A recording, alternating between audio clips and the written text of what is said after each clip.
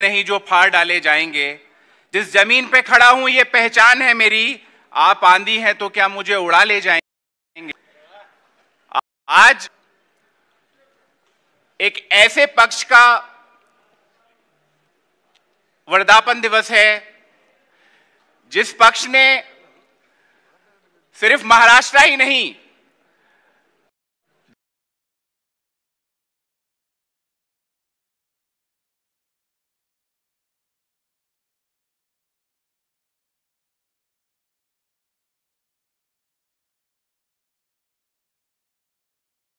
लेकिन उनके विचारों को अगर कोई लेकर इस राजनीति में चलने वाला है तो इस देश के सबसे बड़े नेता माननीय शरद पवार साहब हैं।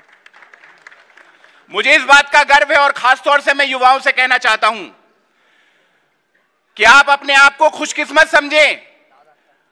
आपको एक ऐसे नेता के साथ में काम करने को मिला, एक ऐसे नेता के कार्यकर्ता बनने का मौका मिला, एक ऐसी पार्टी में रहने का मौका मिला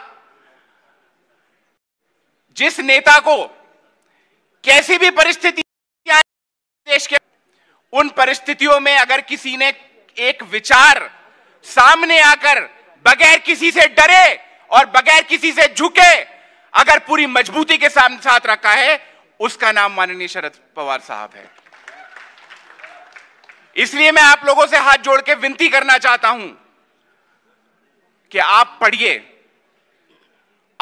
शरद पवार साहब की किताब ऑन माई टर्म्स। तब आपको याद आएगा कि एक 27 साल का युवा बारामती से निकलकर किस तरह से इस देश की राजनीति में अपना प्रभाव रखता है।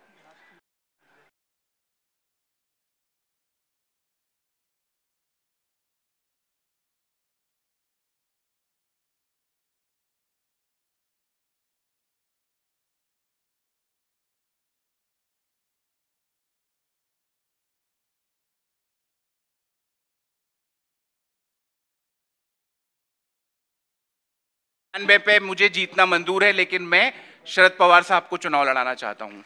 उसी तरह मुझे हमारी इस देश की कार्याध्यक्ष सुप्रिया सुले ने भी मुझे चुनाव लड़ाया। मेरे पास पैसा नहीं था, मेरे पास दौलत नहीं थी, लेकिन जिस मजबूती के साथ मेरी ताई मेरे साथ खड़ी रही, हमारी कार्याध्यक्ष हमारे साथ खड़ी रही, मैं चुनाव लड़ा और बहुत मजबूती से लड़ा।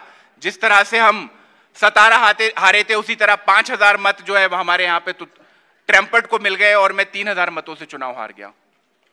लेकिन उसके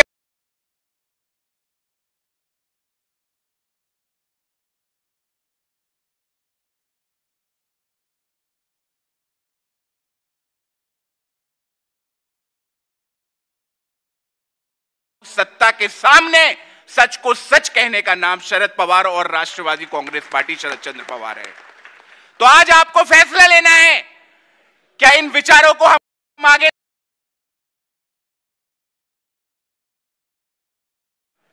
कि महलों की रक्का शाह को रानी हम नहीं कहते, लहू को लहू लिखते हैं पानी हम नहीं लिखते, महलों की रक्का शाह को रानी हम नहीं लिखते। यही तो बात है कि दुनिया हम पे नाज करती है कि हम तारीख लिखते हैं, कहानी हम नहीं लिखते। ये तारीख है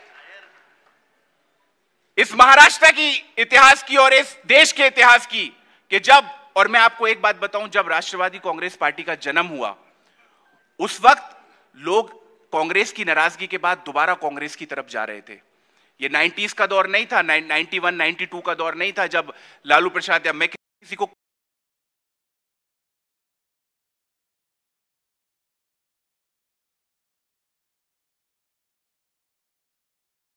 कांग्रेस से नाराज हुए थे, वो दोबारा कांग्रेस की तरफ जा रहे थे। उस वक्त अपने विचारों को, महाराष्ट्र की अस्मिता को लेके, महात्मा गांधी के विचारों को लेके, गौतम बुद्ध के विचारों को लेके, बाबा साहब अंबेडकर के विचारों को लेके, छत्रपति शाहू महाराज के विचारों को लेके एक व्यक्ति निकला और महाराष्ट्र में अपनी ताकत दिखाने के साथ साथ और प्रदेशों में भी अपनी ताकत दिखाने का काम किया। तो आज ये फैसला हमको लेना है, क्या हम वही पार्टी हैं जो शरद पवार साहब, आप ये मत सोचिए कि कुछ लोग हमको छोड़ के चले गए। आज भी उन लोगों को बंद लहजे में भी और टीवी के सामने भी शरद पवार का ही नाम लेना पड़ता है, तब जाके उनकी राजनीति चमकती है। आज भी उन लोगों को यह बोलना पड़ता है कि हमको नेता बनाने वाला शरद पवार साहब हैं, तब जाके लोग उनको वोट दे पाते हैं।